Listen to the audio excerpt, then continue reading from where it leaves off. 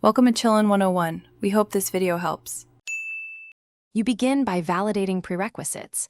Check the awk client version and locate the kubeconfig file. Back up the kubeconfig immediately so you can revert if needed. Next, verify connectivity to the cluster API server by pinging its host or resolving DNS. Failures here cause the failed to load configuration error. Once done, run awk version and awk whoami to see current state. If awk cannot read the file, correct file permissions and ownership before continuing to the next step.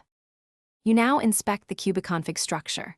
Look for malformed YAML, duplicate keys, or missing required fields under contexts, clusters, and users. Use a YAML linter or awk config view raw to reveal parsing errors.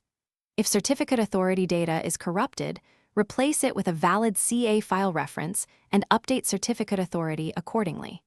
When tokens or client certificate data are invalid, refresh credentials from your identity provider. Once the file parses cleanly, save and You finish by merging the repaired kubeconfig into the default location, ~kube/config, or set kubeconfig to point to the clean file, then run awk whoami and awk get nodes to verify access. Make sure file permissions remain secure and that any proxy settings are correct. If commands still report failed to load configuration, run the same awk commands with v=9 to get verbose debugging output.